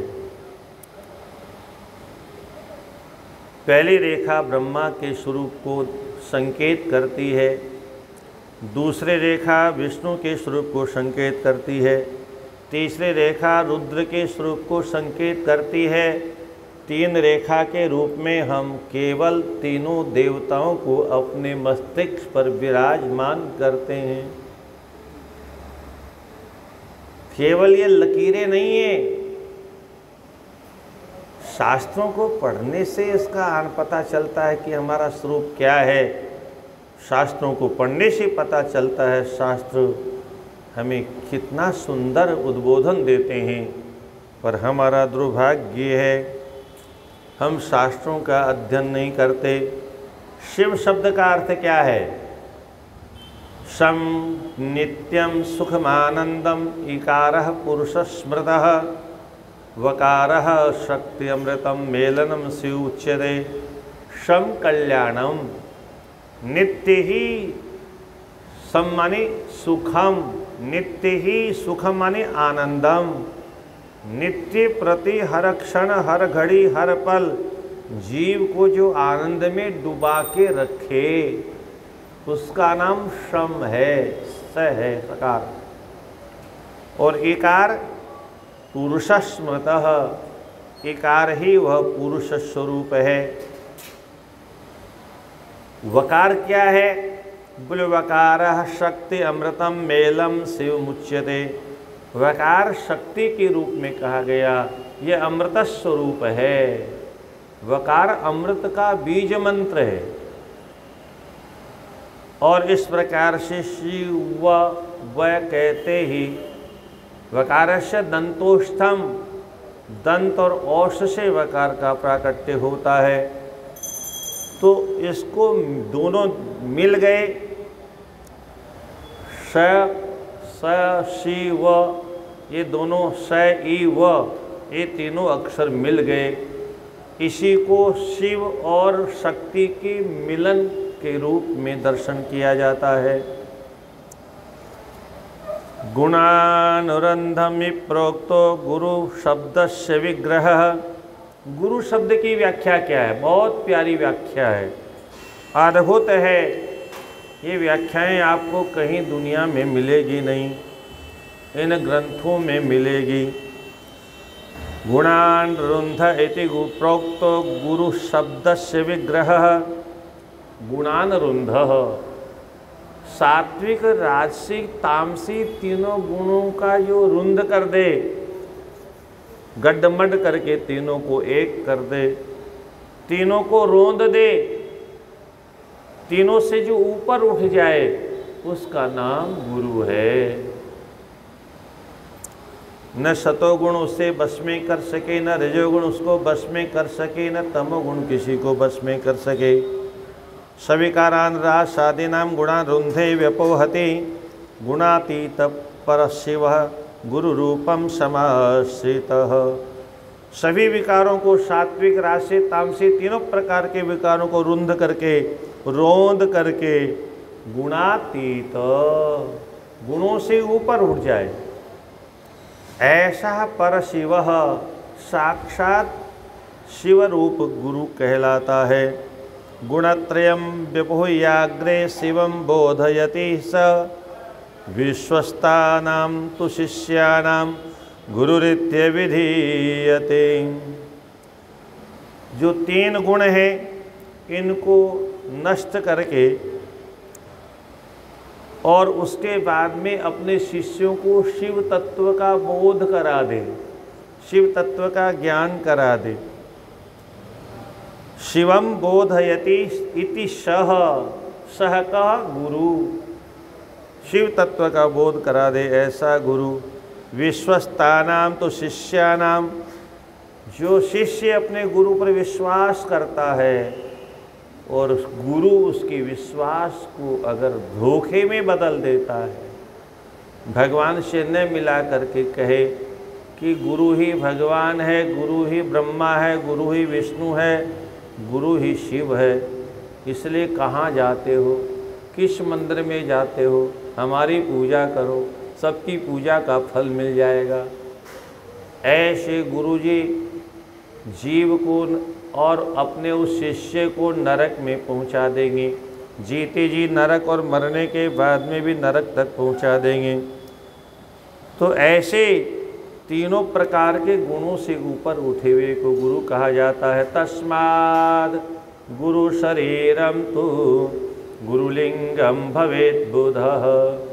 ऐसा जो गुरु है तीनों गुणों से जो ऊपर उठ गया, जिसको सतोगुण भी आकृष्ट न कर सके, रजोगुण तो कर ही नहीं सकता, तमोगुण तो उसमें कभी आ ही नहीं सकता। गुरुजनों को इन ग्रंथों को पढ़ना चाहिए जो अपने आप को गुरु मानते हैं। पर दुर्भाग्य है, बहुत से गुरु तो ऐसे हैं जो इन ग्रंथों का नाम भी नहीं जानते, कभी छुआ भी नहीं, पर गुरु मंत्र देने में सबसे आगे रहते हैं। आजकल छोटे छोटे बच्चे छोटी छोटी कन्याएं जो कथा करती हैं, 10 वर्ष तक कन्या रहती है, अतः ऊर्ध्वम तु रजस्वला, उसके बाद में तो अशुद्ध अवस्था हो जाती है, अपवित्र अवस्था हो जाती है। वो भी मंत्र देती हैं, वो भी शिष्य बनाती हैं, पर उनको क्या कहा जाए ये हमारी समझ में आज तक नहीं आया, क्योंकि गुरु तो कहीं नहीं जा सकती और गुरुवाणी कहने पर पाप लगेगा, क्योंकि गुरुवाणी उसको कहते हैं जो गुरु की पत्नी होती है, और वो हमारे गुरुजी की पत्नी अभी है नहीं। लोगों को मंत्र देने का बड़ा शौक है, शिष्य बनाने का बड़ा शौक है, परंतु ऐसे लोगों का क्या होगा जो ईश्वर तक न पहुंचा करके केवल देह व्यापार तक संबंध बनाते हैं। तुलसीदास जी बहुत मज़े की बात लिखते हैं, ऐसे गुरु कहाँ जाएंगे जो 2 पैसे के लिए चेला मूढ़ते हैं। हरई शिष्य धन शोक न हरई, सो गुरु घोर नरक मोह परई। इसी काशी में लिखा उन्होंने। काशी की अपनी अलग महिमा है, ये गुरुओं की भूमि है। क्या? और सबसे बड़े गुरु कौन? तुम त्रिभुवन गुरु वेद बखाना। माँ पार्वती कहती है तुम त्रिभुवन गुरु वेद बखाना, आन जीव पावर का जाना। आप त्रिभुवन गुरु हो। अब बाकी तो सब पावर लोग हैं, संसार के लोग क्या जानते हैं, केवल काम क्रोध लोभ में सने रहने वाले विषय वासनाओं के कीड़े, वो गुरु की महिमा क्या जाने। तो ऐसे जो गुरुजन होते हैं, बुद्धिमानी बुद्धिमानों को चाहिए गुरुलिंगस्य पूजा तु गुरु शुश्रूषणम भवेत। ऐसे जो गुरु हैं, ऐसे को गुरुलिंग मान करके, यानी गुरु जी का स्वरूप मान करके उनकी पूजा करें। श्रुतम करोति शुश्रूषा कायेन मनसा गिरा। अब शिष्य किसे कहते हैं? हाँ, किसी को नहीं छोड़ा, सबका नंबर ले रखा है, क्योंकि हमें तो मालूम नहीं। यहाँ सब लक्षण दिए गए हैं शिष्य किसे कहते हैं। पर आजकल एक बीमारी और हो गई, गुरु जी अपने चेले को शिष्य का लक्षण तो बता देते हैं, गुरु जी का नहीं बताते। क्या? शिष्य वाला बताते, बोले इसको शिष्य कहते हैं। गुरु जी वाला भी बताना चाहिए, क्यों? बोले कल वही शिष्य गुरु भी बनेगा। क्या? वही शिष्य गुरु बनेगा अगर आप उसको गुरु का लक्षण नहीं बताओगे। और वो लक्षण जब तक आएगा नहीं तब तक अगर किसी का गुरु बन गया तो वह भी नरक में जाएगा, चेला भी नरक में जाएगा। दुनिया में कहावत है, हाट का गुरु बाट का चेला, दोनों नरक में ठेलम ठेला। इसलिए हाट वाले गुरुजी नहीं चाहिए और बाट रास्ते वाला चेला नहीं होना चाहिए। श्रुतम करोति, जो कुछ सुने गुरु के मुख के द्वारा उसको तुरंत करे, वही सेवा। कायेन मनसा गिरा, 3 प्रकार से सेवा होती है। शारीरिक सेवा, वाणी के द्वारा सेवा और मन के द्वारा सेवा। शरीर पास में है तो शरीर से सेवा करिए,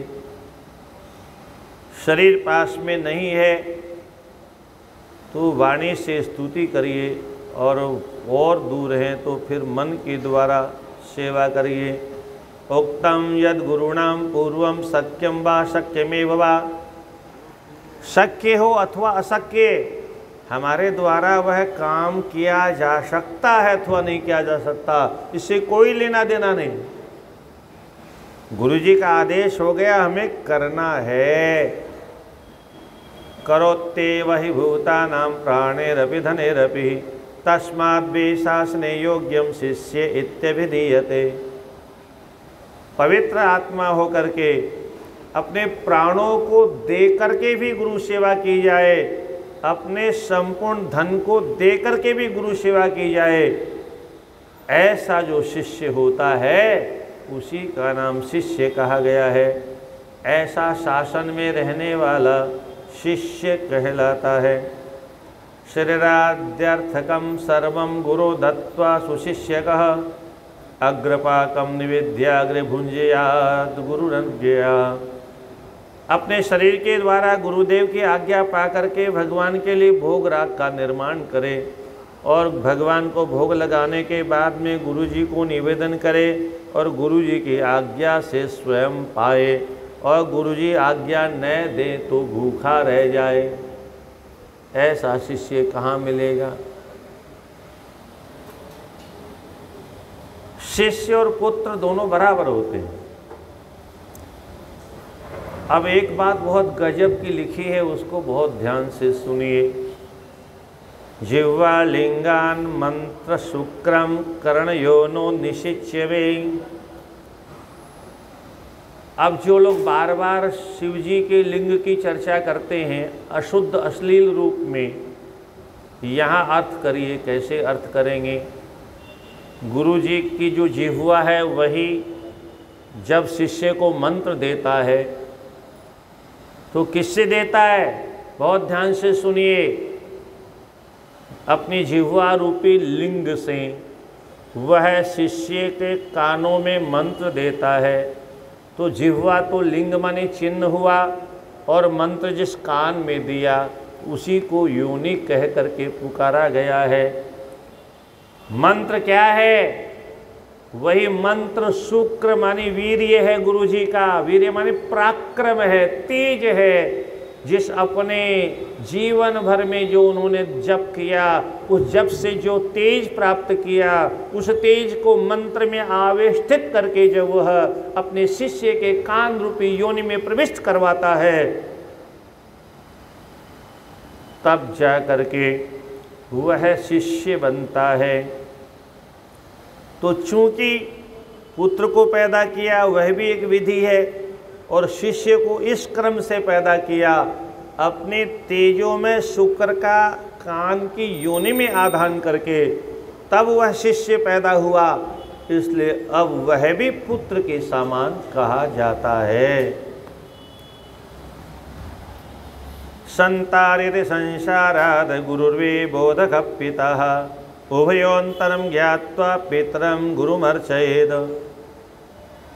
गुरु किसे कहते हैं? बोलो संसारयति संसारात। संसार सागर से जो पार कर दे उसका नाम संसार है। केवल मठ मंदिर तक सीमित न रखे। मठ और मंदिर तक अगर चेले को समेट के रख दिया तो ईंटा पत्थर गिनते गिनते मर जाएगा।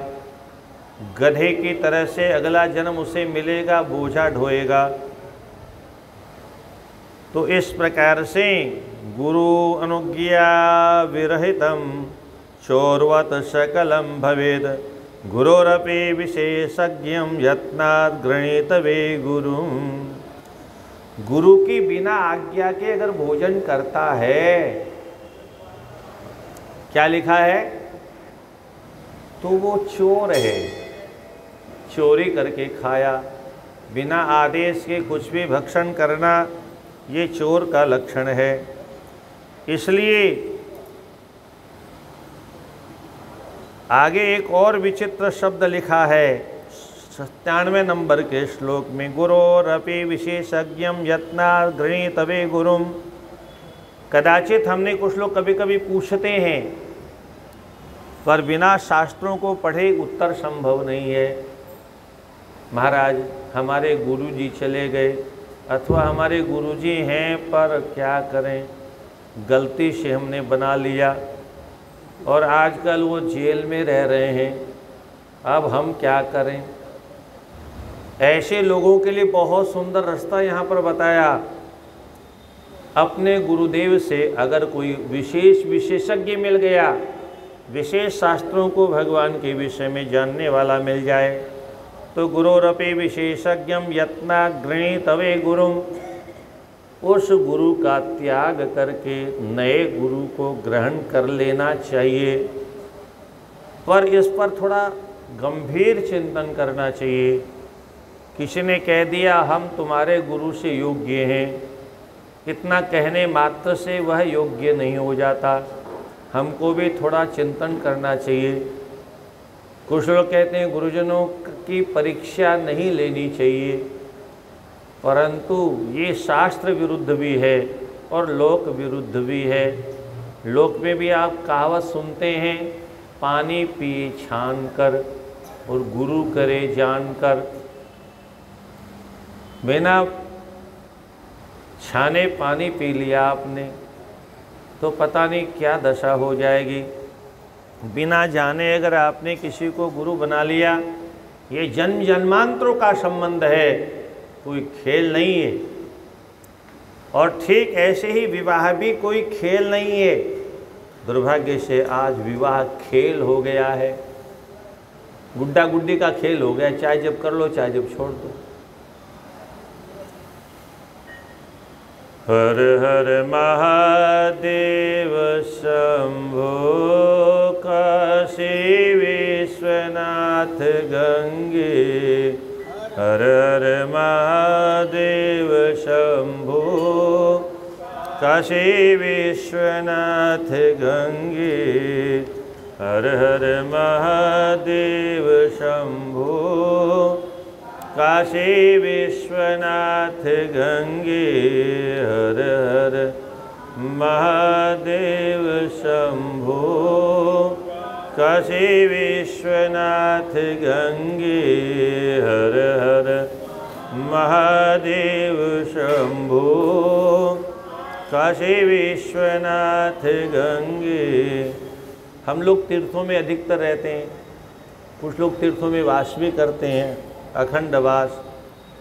उनके लिए एक संकेत किया, न्यायार्जित सुवित्तेन वसित प्राज्ञ शिवस्थले जीव हिंसादिरहित मति क्लेश विवर्जितम। तीर्थों में कैसे रहना चाहिए? 154 नंबर का श्लोक है। न्यायार्जित सुवित्तेन, न्याय पूर्वक जो हमने धन कमाया, उस धन के बल पर तीर्थ में रहना चाहिए। अगर अन्याय पूर्वक धन कमाया है तो तीर्थवास का फल मिलने वाला नहीं है। न्यायार्जित सुवित्तेन वसित प्राज्ञ शिवस्थले। शिवस्थले का मतलब काशी जैसी नगरी में, केदारनाथ जैसी नगरी में। जीव हिंसादि रहितम, वहाँ रह के क्या करे? किसी जीव की हिंसा नहीं करे। हिंसा 3 तरह की होती है, मनसा वाचा कर्मणा। हर पाप 3 तरह का होता है, हर पुण्य भी 3 तरह का होता है। वाचा, मनसा वाचा कर्मणा। पहला पाप मन में अगर आ गया, किसी की भी कुछ भी नुकसान करने का विचार मन में भी आ गया तो मानसिक हिंसा हो गई। अगर वाणी से कह दिया किसी को कड़वा तो यह भी हिंसा हो गई। और फिर किसी को लठ मार भी दिया, मारेंगे कहा तो ये वाणी की हिंसा है, तुम्हें जान से मार डालेंगे। मारा नहीं, केवल कह भर दिया, कहना मात्र, ये वाचिक हिंसा बन गई। और उसके बाद में करके दिखा भी दिया, ये शारीरिक दोष बन गया, शारीरिक पाप बन गया। तीर्थों में मनसा वाचा कर्मणा किसी प्रकार का पाप नहीं करना चाहिए। भगवान की प्राप्ति कैसे होगी? कब कृपा करेंगे भगवान? ये कायिक वाचिक मानसिक तीनों प्रकार के अपराधों से ऊपर उठे। मन क्रम वचन छाड़ी चतुराई, भजत कृपा करिहहि रघुराई। मन क्रम वचन छाड़ चतुराई, भजत कृपा करिहि रघुराई। भगवान की कृपा में यही तीनों बाधक है। कभी हम मन से कपट करते हैं, कभी हम वाणी से कपट करते हैं, कभी हम शरीर से भी कपट करते हैं, चतुराई करते हैं, परमात्मा को धोखा देने का प्रयास। और ये क्यों करते हैं ऐसा? क्योंकि दुनिया वालों को धोखा देते देते हमको धोखे देने के हम अभ्यस्त हो गए, आदी हो गए। न जाने हमने कितनों को धोखा दिया, वही आदत पड़ गई हमको। मंदिर में गए तो वहाँ भी धोखा, तीर्थों में गए तो वहाँ भी किसी न किसी को धोखा। तो मनसा वाचा कर्मणा तीनों प्रकार का ये जो दोष है, इससे बचकर के तीर्थों में रहना चाहिए। अति क्लेश विवर्जितम, बहुत ज़्यादा कष्ट में भी नहीं रहना चाहिए, क्योंकि तीर्थ के प्रति बहुत ज़्यादा कष्ट में रहने से एक दिन बोले यहाँ तो बहुत कष्ट होता है, यहाँ नहीं रहेंगे। इसलिए अपने शरीर को, क्योंकि कलयुग का प्राणी है, हाँ, और कुछ सहन कर लेगा, पर शरीर को कष्ट हो गया तो बिल्कुल सहन नहीं होता। जबकि ये बहुत बड़ा तप है, शरीर को कष्ट देना भी एक तप है, पर हमसे तपस्या होती नहीं, क्योंकि बचपन से कभी की नहीं, इसलिए हमारे अभ्यास में नहीं। येन केनापि उपायेन यत्र कुत्रापि भूतले शुद्धा अन्न भुक्षदा मुनि रहस्यम न प्रकाशयेद। भोजन कैसे करे तीर्थों में अथवा घर में भी? येन केन उपायेन, शुद्ध अन्न होना चाहिए। धरती पर कहीं पर भी शुद्धता से जो मिले उसका उपार्जन करना चाहिए, और हमेशा शुद्ध अन्न का भोजन करना चाहिए, और भोजन करते समय मौन रहना चाहिए। उस समय जो आवश्यकता है, ये वैज्ञानिक दृष्टिकोण से भी आवश्यकता है।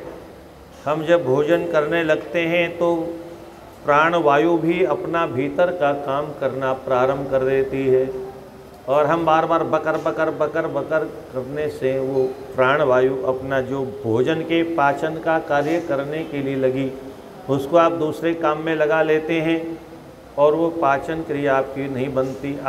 हमारा शरीर रोगी हो जाता है, और फिर भजन कौन करेगा? जब उठा बैठा ही नहीं जाएगा तो भजन करेगा कौन? इसलिए शरीर की रक्षा केवल साधन करने के लिए करें। शरीर की रक्षा शरीर के लिए नहीं। शरीर माध्यम खलु धर्म साधनम। जो भी हम धर्म कर्म करते हैं, शरीर उसका साधन है, इसके बिना कुछ भी संभव नहीं। जीव को प्रसन्न करने के लिए नहीं खाना, ये तो हमेशा ध्यान रखें। हमारे यहाँ बहुत से महात्मा तो बहुत विचित्र लीला करते थे। एक महात्मा को खीर खाने का बड़ा शौक पड़ गया, खीर बिना नहीं रहा जाए, खीर रोज चाहिए उनको। पुराने ज़माने में 5 सेर खीर बिना चलता नहीं था, 5 सेर दूध चाहिए। पर पुराने ज़माने में लोग भी ऐसे थे, दूध दे देते थे, क्योंकि घर घर में दूध होता था। बाबा आया है तो एक आधी लुटिया दूध डाल ही देते थे, 10-20 घर में 5 किलो दूध बन जाता।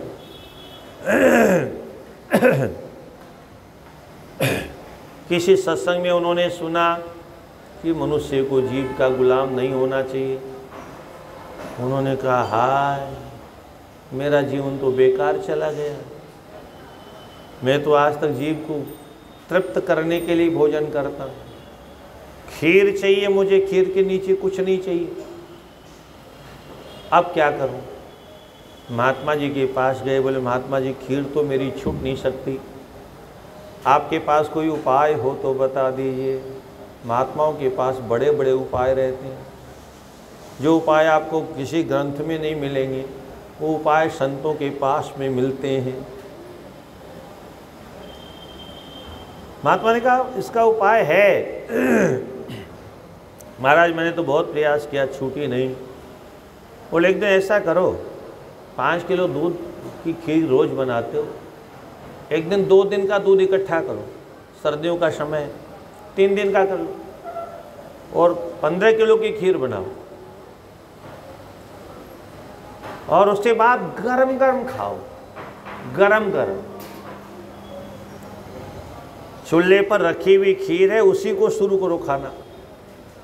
मुंह जलेगा, घबराना नहीं, जलने दो, तुम खाते जाओ, खाते जाओ, और सब जल जाएगा तो खीर से इतनी घृणा हो जाएगी कि दोबारा कभी खीर की तरफ आंख उठा के देखोगे भी नहीं। अब अपने ही मुंह को जला लो। अब आज हमारे बस की बात तो है नहीं, पर महात्मा ने ऐसा किया अपनी बुरी आदत को छोड़ने के लिए, क्योंकि अगर हम इंद्रियों के गुलाम हो गए, इंद्रियां तो हमें कहीं का नहीं छोड़ेंगी। ये इंद्रियां हमें परमात्मा तक कभी नहीं पहुंचने देंगी। जीभ का स्वाद बहुत खतरनाक होता है। शुद्धान अशुद्ध अन्न भोजन करे, रहस्यम, और अपने जीवन के रहस्य को किसी के सामने प्रकाशित नहीं करे। ये क्या है? बोलो कदाचित साधना करते करते, भजन करते करते अगर कोई अनुभूति हुई है तो वो हमारे जीवन के साधना का रहस्य है। तो हमको रात को सपने आते हैं और हमको महाराज ऐसा दिखता है, और महाराज हमको तो ऐसा दिखता है, महाराज हमको तो आज तक दिखा नहीं कुछ। तो ये जो बीमारी है लोगों को बताने की, हाँ इसमें थोड़ा परिमार्जन भी किया है शास्त्रों में। कोई उच्च कोटि का संत हो तो उसके सामने अपनी साधना की कुछ विशेषता है, उसको अवश्य बताना चाहिए। उसमें कोई कमी होगी तो महापुरुष को ठीक करेंगे, और कोई और कुछ जोड़ना होगा तो और कुछ जोड़ेंगे उसमें, ताकि हमारी साधना तीव्रतम गति से और आगे बढ़े। अभी तो पैदल चल रही है, फिर साइकिल की रफ्तार में आ जाए, फिर मोटरसाइकिल की रफ्तार पकड़ ले, और फिर एक दिन हवाई जहाज़ की तरह से 2 घंटे में पहुंच जाए। ऐसा साधन महापुरुषों के पास होता है। इसलिए महापुरुषों के सामने अवश्य रहस्य को प्रकाशित करना चाहिए। पार्थिव लिंग बनाने की विधि क्या है? कृते रत्नमयम लिंगम त्रेतायाम हेम सिंभुवम संभवम। सतयुग में रत्नमय लिंगों की महिमा ज़्यादा थी, त्रेता में स्वर्णमय लिंगों की महिमा ज़्यादा थी, द्वापर में पारद के बने हुए लिंग की महिमा ज़्यादा थी, और कलयुग में पार्थिव लिंग सबसे श्रेष्ठ माना गया है। यथा नदीना नदीषु सर्वासु ज्येष्ठा श्रेष्ठा सुरापगाः। जिस प्रकार से नदियों में सर्वश्रेष्ठ गंगा नदी है, ऐसे ही सभी मूर्तियों में पार्थिव पूजन सबसे श्रेष्ठ है। यथा सर्वेषु मंत्रेषु प्रणो ही महान स्मृतः। जैसे सभी मंत्रों में ओंकार मंत्र सबसे श्रेष्ठ माना गया है। तथैव पार्थिवम श्रेष्ठ आराध्यम पूज्यमेव ही। उसी प्रकार से पार्थिव पूजन सबसे श्रेष्ठ माना गया है। यथा सर्वेषु वर्णेषु ब्राह्मणः श्रेष्ठ उच्यते। जिस प्रकार से सभी वर्णों में ब्राह्मण श्रेष्ठ माना गया है, उसी प्रकार से लिंगों में पार्थिव लिंग सबसे श्रेष्ठ माना गया है। यथा पुरीषु सर्वासु काशी श्रेष्ठतमा स्मृताः। जिस प्रकार से सभी सप्तपुरियों में काशीपुरी सबसे श्रेष्ठ मानी गई है, उसी प्रकार से सर्वेषु लिंगेषु पार्थिवम श्रेष्ठ पार्थिव को श्रेष्ठ माना गया। यथा व्रतेषु सर्वेषु शिवरात्रि व्रतम परम। जैसे सभी व्रतों में शिवरात्रि का व्रत सबसे श्रेष्ठ माना गया है, वैसे ही पार्थिव पूजन सबसे श्रेष्ठ माना गया। यथा देवीषु सर्वासु सेवी शक्ति परा स्मृता, जिस प्रकार से शक्तियों में शिवा भगवती माँ पार्वती सबसे श्रेष्ठ मानी गई है, ऐसी पार्थिव लिंग की पूजा सबसे श्रेष्ठ मानी गई है। इस प्रकार से विविध रूप से किस प्रकार से पवित्र स्थान से मृतिका लाए, मृतिका लाते समय किस प्रकार से भगवान के पंचाक्षर मंत्र का प्रयोग करता हुआ मृतिका को ग्रहण करे और मृडिना प्रमितान वर्षान शिवलोके ही तिष्ठति सकाम पुनरागत्य राजेंद्रो भारते भवेद। इस प्रकार से कोई क्षत्रिय अगर पूजा करता है, ब्राह्मण पूजा करता है तो जीवन मुक्त हो जाता है, क्षत्रिय पूजा करता है तो भारतवर्ष का राजा बनता है। ये बड़ी विचित्र बात है। राजा कहीं का भी बन जाए, भारतवर्ष के राजा की बात क्यों लिखी? सज्जनों, हमें नहीं मालूम, आज के जो मैकाले की शिक्षा पढ़ करके जो अंग्रेजों के मानसिक गुलामी में जी रहे हैं, उनको भारत की महिमा का ज्ञान नहीं है। वो तो बड़े अभागे हैं। वो तो कभी कभी यहाँ तक कह देते हैं हमारा यहाँ जन्म क्यों हुआ। हाँ, आज के जो नए बच्चे हैं बोले यहाँ सब जगह टोकते हैं, वहाँ क्यों बैठी थी, वहाँ क्या खा रही थी, कहाँ गई थी, कहाँ से आ रही हो। अरे वो कोई तरीका है? ऐसे कपड़े क्यों पहन रखे, घूंघट क्यों नहीं निकाला। बोले यहाँ हर समय टोकते रहते हैं। आज के बच्चे कहते हैं ऐसे गंदे देश में हमारा जन्म हुआ। ऐसे लोगों से हम कहा करते चिंता मत करो, अगला जन्म तुम्हारा ऐसा होगा कोई कपड़े पहनने के लिए कहेगा ही नहीं। गधे बनोगे, घोड़े बनोगे, गधैया बनोगे, सुअरिया बनोगे, मनुष्य बनने का सौभाग्य तुम्हें मिलेगा ही नहीं। क्यों चिंता करते? चकाचक नंगे रहना। पर इस समय भगवान ने मनुष्य बना दिया है, थोड़ी सभ्यता का पालन करो। भारतवर्ष की महिमा, भारतवर्ष में जन्म लेना, अहो अमीशाम किम कार्य शोभनम, क्या बात। प्रसन्न ईशाम स्विदुत स्वयं हरिर जन्म लब्धम नृषु भारत आजरे मुकुंद से वो पैकम स्प्रेहा न। भारतवर्ष में जन्म लेना कोई सबके भाग्य में नहीं है। किसी का जन्म भी हो जाता है तो अभागा विदेश चला जाता है। आज तो साधु महात्मा भी विदेश में दौड़ लगा रहे हैं। हाँ, नहीं मालूम सज्जनों, शास्त्रों में विदेश जाना निषिद्ध है। बिना आपत्ति की समुद्र का लंघन करना पाप है। पर ये जो धर्म की चर्चा करने वाले, जो विदेश में जाने का जो अधर्म करते हैं, उस अधर्म का प्रायश्चित क्या होगा? यही काशी में ब्रह्मभूत स्वामी कृपात्य जी महाराज के दाहिने हाथ थे शास्त्रार्थ महारथी माधवाचार्य जी महाराज, जिनकी क्यों पुस्तक है, विशेष करके दिल्ली में रहते थे।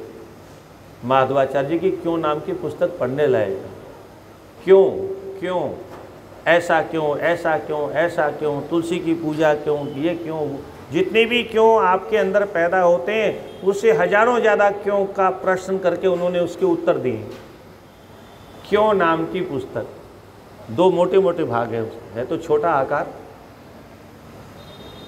शास्त्रार्थ महाराज, आर्य समाजियों से शास्त्रार्थ होता था तो स्वामी जी के हमेशा साथ में रहते।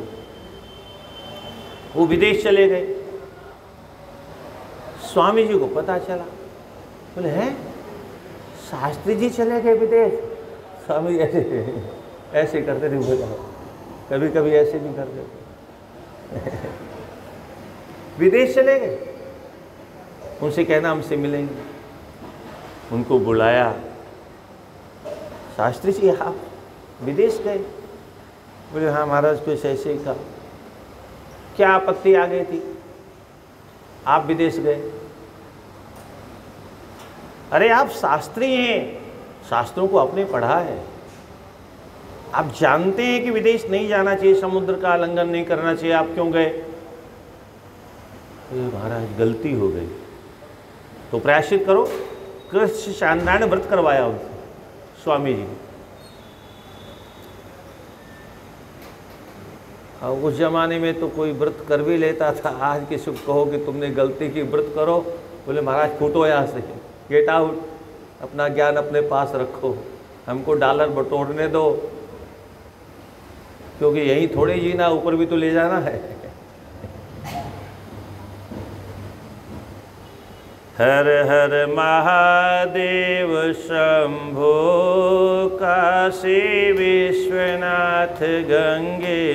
हर हर महादेव शंभो, काशी विश्वनाथ गंगे। हर हर महादेव शंभो, काशी विश्वनाथ गंगे। हर हर महादेव शंभो, काशी विश्वनाथ गंगे। भस्मादि की विशेषता बताते हुए शाम को विद्वेश्वर शंका को हम विराम कर ही देंगे, और इसके बाद में रुद्र संहिता का प्रकरण आएगा, जिसमें सृष्टि का सबसे पहले वर्णन है। ये सृष्टि कैसे हुई, किसके द्वारा संपादित हुई, और उसके बाद फिर अब कथा भाग चलेगा थोड़ा। आज के बाद कल से थोड़ा कथा भाग से थोड़ा आनंद आएगा आप लोगों को। नमः पार्वती पते हर हर महादेव।